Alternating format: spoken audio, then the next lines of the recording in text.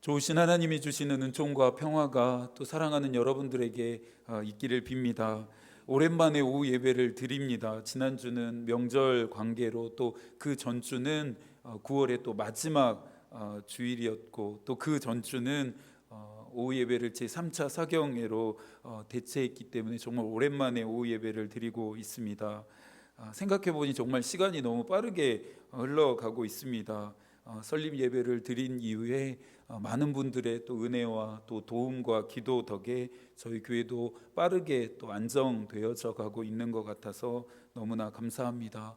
돌아보면 힘들고 또 어렵기도 했지만 그것을 뛰어넘는 하나님의 은혜와 또 사랑이 더 컸음을 발견할 수 있기에 더 감사하게 됩니다.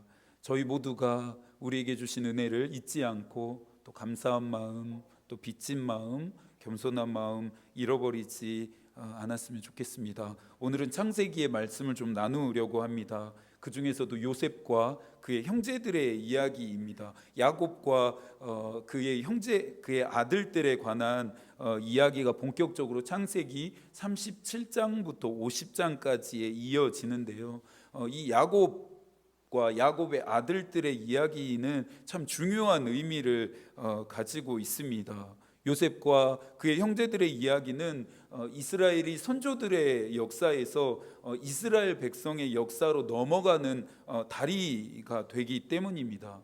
그러니 요셉과 그의 형제들의 이야기, 야곱의 가정사 안에서 일어났던 이야기는 단순히 한 가정에서 일어났던 일만은 아닌 것이죠. 창세기 12장에서 하나님이 아브라함을 불러 약속하신 것이 있는데요, 하나님이 이 약속하시는 것을 어떻게 성취해 가시는지, 점진적으로 이 일이 어떻게 완성되어져 가는지를 보여주는 또 하나의 단면이 되어지는 이야기가 오늘 우리가 살펴볼 창세기 37장에 나오는 이야기이기도 합니다.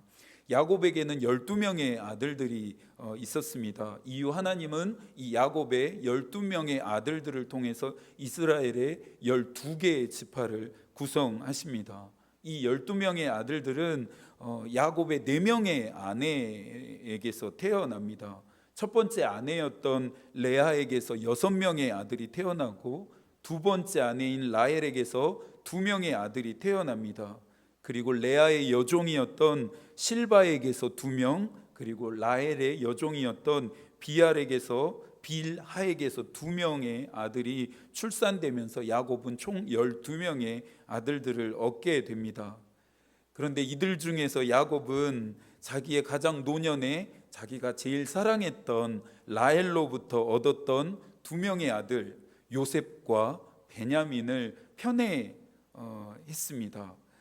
둘째 컴플렉스라고 하는 것 한 번쯤 들어보셨죠? 여러 형제들 사이에 끼어서 둘째들이 겪어야 하는 고충을 잘 표현해 주는 말입니다. 뭐 이런 것이죠. 형은 형이니까 봐주고, 동생은 동생이라고 이해하고, 그 중간에 끼어 있는 둘째의 서러움은 말로 다 할 수 없습니다. 요셉과 베냐민 중에서도 특히 아버지인 야곱은 요셉을 더 사랑했습니다. 요셉을 향한 사랑이 유난히 더 특별했습니다. 오늘의 본문 3절인데요, 요셉은 노년에 얻은 아들이므로 이스라엘이 여러 아들들보다 그를 더 사랑함으로 그를 위하여 채색옷을 지었더니, 야곱은 다른 아들들보다 유난하고 특별하게 사랑했던 요셉에게만 채색옷을 지어 입힙니다.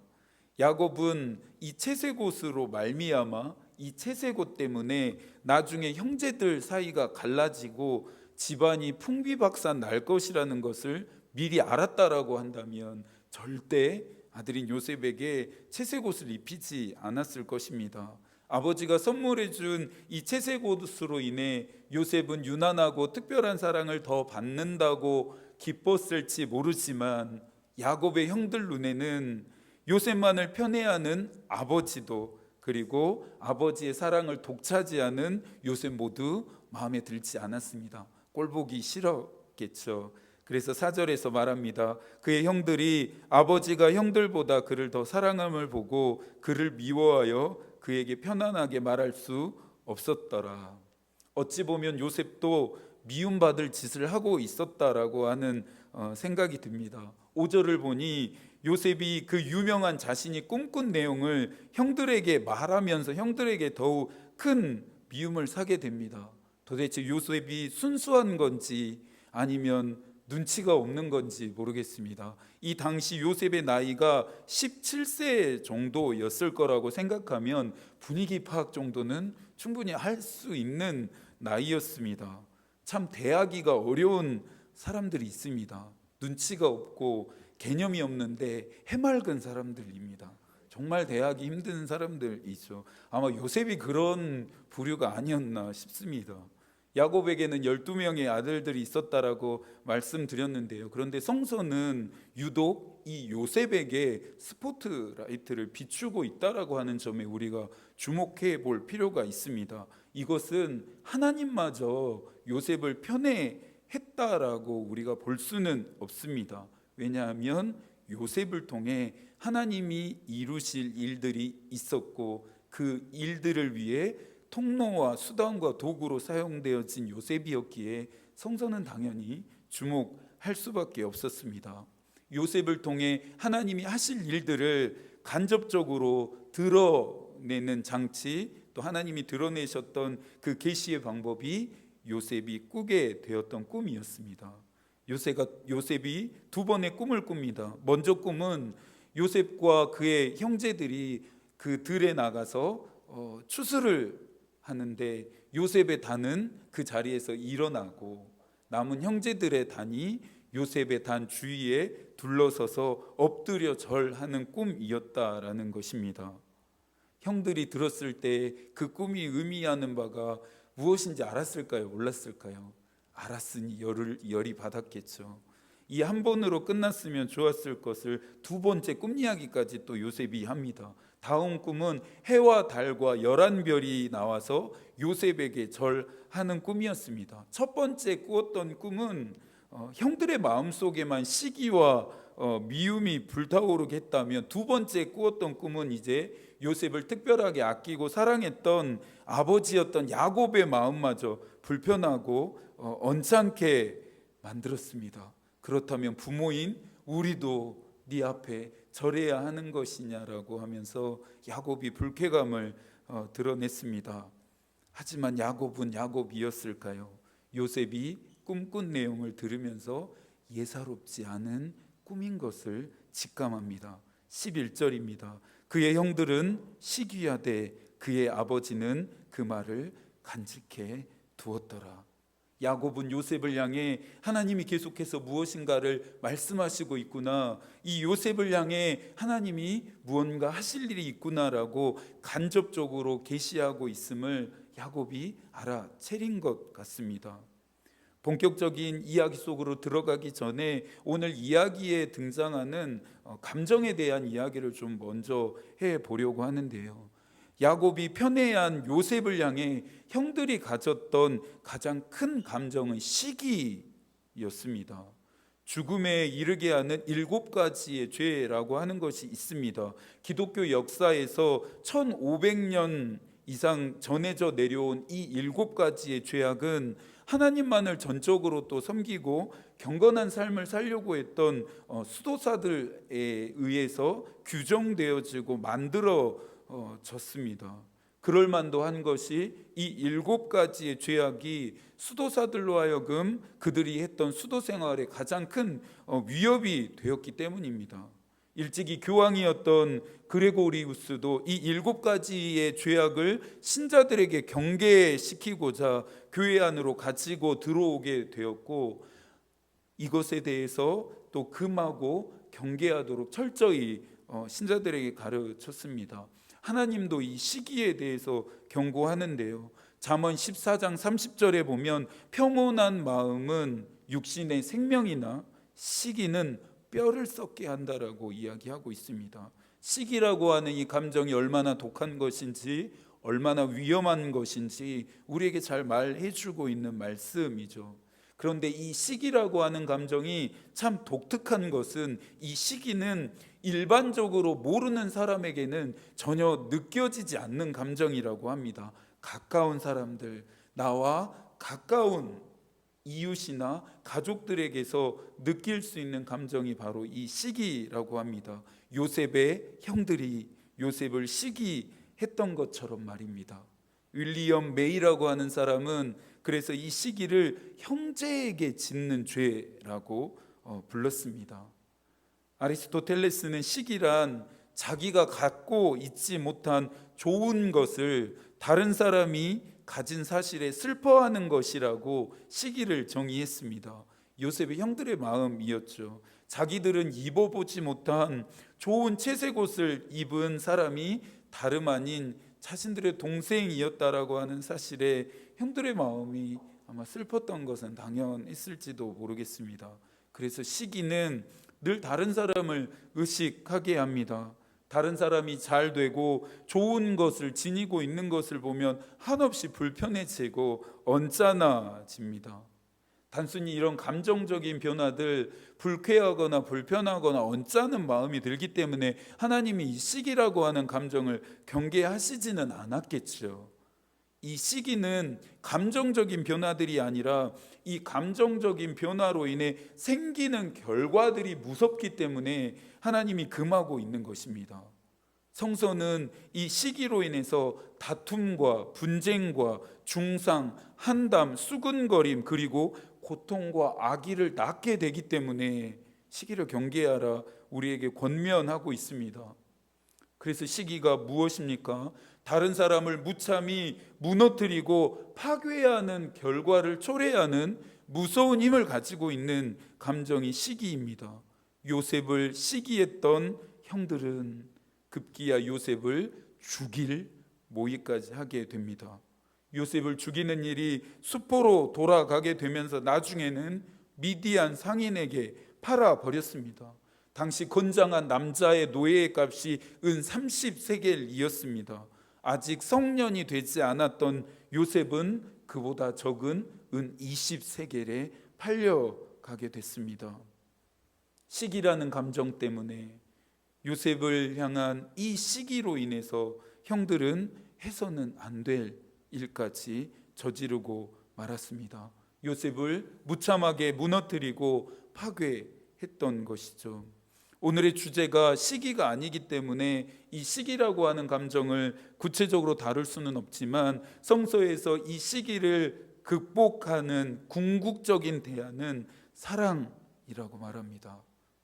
토마스 아퀴나스는 사랑은 친구가 잘 될 때 기뻐하고 넘어질 때 마음 아파하는 것이라고 말합니다. 너무 당연한 것이죠. 예수께서는 마태복음 5장에서 긍휼히 여기는 자들은 긍휼히 여김을 받게 된다 말씀합니다. 뜬구름 잡는 비현실적인 대안처럼 느껴지지만 분명한 것은 사랑만이 시기를 극복하게 한다라는 점입니다. 그러니 여러분 서로 사랑하십시오. 우리 주님께서 저와 여러분을 사랑해 주신 것처럼 여러분의 이웃을 여러분의 몸과 같이 대하시고 또 사랑하시려고 노력하십시오. 이것이 율법과 선지자의 강령임을 우리가 잊지 않고 기억해야 합니다. 이제부터는 이야기 속으로 좀 더 깊이 들어가 보도록 하겠습니다. 야곱의 집안에 이 사단이 난 것은 그놈의 채색옷 때문이었습니다. 당시에 이 채색옷이 도대체 어떤 의미였기에 요셉의 형들은 해서는 안 될 일까지 저질렀던 것일까요? 그 의미를 알기 위해서는 채색옷에 대한 오해부터 해결해야 합니다. 여러분들 채색옷 하니까 어떤 이미지가 상상되시나요? 채색옷 하면 어떤 것이 먼저 떠오르시나요? 아마 대부분 알록달록한 컬러풀한 옷, 우리나라 옛날로 말하면 선명한 예쁜 색깔이 수놓아져 있는 색동저고리 같은 거, 이런 거 아마 생각하시게 될 것 같습니다. 화려한 옷 떠올리실 것 같기도 한데요. 하지만 오늘 창세기 37장에 나오는 채색옷은 이러한 색깔과는 아무런 관련이 없습니다. 이 채색옷이라고 하는 이 단어는 원어에서부터 한국어로 성서가 번역되는 과정에서 의도치 않게 발생된 오류였습니다. 그러니 채색옷은 화려한 색깔의 옷, 색동저고리와 같은 옷과는 전혀 상관이 없는 옷이라 할 수 있습니다. 이 채색옷이라고 하는 이 단어의 원어는 쿠토네트 파심인데요. 이 쿠토네트는 한국말로 번역하기가 참 애매한 단어라고 합니다. 우리 보통 영어를 우리나라로 번역하기에 애매한 이런 단어들처럼 저희 나라 말로 번역하기가 좀 애매한 단어였는데 그래도 가깝게 번역한 것이 바로 속옷이라고 하는 단어입니다. 이스라엘의 여러 가지의 의복 중에서 저희 속살에 가장 먼저 가깝게 닿는 옷을 속옷이라고 하는데요. 이스라엘 사람들이 입었던 속옷과 지금 우리가 입는 현대의 속옷과는 좀 차이가 있습니다. 혹시 여러분들 속옷만 입고 밖에 돌아다닐 수 있으신가요? 속옷만 입고 밖에 돌아다니시는 분들 본 적 있으신가요? 만약 그렇게 다니는 사람들이 있다라면 우린 정상적인 사람이라고 부르지 않잖아요. 하지만 이스라엘 백성들은 당시 속옷을 입고 밖에 돌아다닐 수 있었습니다. 정상적인 외출복까지는 아니었지만 밖을 나가거나 혹은 일을 할 때 편하게 입을 수 있는 옷이 바로 이 속옷인 쿠토네트였습니다. 보통 속옷이 소매가 짧고 발목까지 내려온다라고 하는 특징을 가지고 있었는데요. 파심이라고 하는 이 말은 손바닥과 발바닥을 가리키는 말인데 아마도 쿠토네트 파심이라고 하는 이 말은 손바닥과 발바닥을 가리고 덮을 수 있을 정도로 옷이 내려왔음을 의미합니다. 정리하자면 요셉이 입었던 채색 옷은 손과 발을 덮는 긴 소매의 옷이었다라는 것입니다. 그러면 형들 눈에 이 긴 소매 옷을 입은 요셉을 왜 시기하고 미워했던 것일까요? 그것은 옷 자체보다 옷이 가지고 있었던 상징성 때문이었습니다. 당시 이 긴 소매의 옷인 채색 옷은 특별한 계층의 사람들만 입었었는데요. 최상류층인 왕족들만 입는 옷이 바로 이 채색 옷이었습니다. 사무엘하 13장을 보면 다윗 왕의 딸이었던 공주였던 다말도 이 채색 옷을 입었다라고 하는 내용이 나옵니다. 정리하자면 요셉의 형들은 아버지인 야곱이 이 동생에게 비싸고 좋은 유명한 브랜드 메이커 옷을 사줬기 때문에 요셉을 시기하고 미워한 것이 아니었습니다. 의미 있는 옷, 상징성을 가진 옷을 입혀주었기 때문에 형들이 요셉을 시기하고 미워했던 것입니다. 요셉의 형들은 자신들이 갖지 못한 것을 가지고 있었던 채색 옷을 입은 요셉을 바라보면서 슬퍼할 수밖에 없었던 이유이겠죠. 말씀을 준비하면서 영국의 대문호였던 섹스피어가 당대 권력에 집착했던 헨리 4세를 비꼬기 위해서 그의 희곡에서 했던 말이 생각났습니다. 너무나도 유명한 말인데요. 왕관을 쓰려고 하는 사람은 그 무게를 견뎌야 한다라고 하는 말입니다. 왕관을 쓴 사람은 많은 명예와 권력을 얻고 누리게 되지만 그만큼의 막중한 의무와 책임도 감당해야 한다라고 하는 의미입니다. 나중에 형들은 이 채색 옷에 무거운 무게를 견뎌낸 삶을 살아낸 애굽의 총리가 된 요셉과 재회하게 됩니다. 창세기 45장 5절인데요. 당신들이 나를 이곳에 팔았다고 해서 근심하지 마소서, 한탄하지 마소서. 하나님이 생명을 구원하시려고 나를 당신들보다 먼저 보내셨나이다. 세상의 눈으로 본다면야 야곱의 집안은 콩가루 집안이었습니다. 이런 막장 드라마도 없습니다. 그런데 야곱의 아들들 사이에서 일어난 이 일들 속에서 하나님은 보이지 않게 일해 가십니다. 오늘의 이야기를 대하면서 편애를 했던 야곱이 나빴네, 요셉의 형들은 어쩜 그럴 수 있나, 요셉은 눈치 좀 챙기면서 적당히 하지라고 하는 그런 생각이 드신다라고 한다면 오늘 이야기를 통해 주시는 교훈이나 가르침과는 멀어진 것임을 아셔야 합니다. 성서는 세상적인 윤리나 도덕적인 잣대로 해석할 수 있는 책은 아닙니다. 이야기 뒤에 숨겨져 있는 메시지를 발견할 수 있어야 합니다. 저와 여러분의 인생을 해석하는 것도 비슷한 맥락입니다. 세상의 눈이 아닌 하늘의 눈으로 바라보아야 합니다. 인간적인 생각이 아니라 하나님의 뜻으로 해석할 수 있어야 한다라고 하는 의미입니다. 그래야만 진흙탕과 같은 내 인생 가운데서도 희망을 발견하게 되기 때문입니다. 저와 여러분의 인생에도 하나님이 숨겨두신 메시지가 있습니다.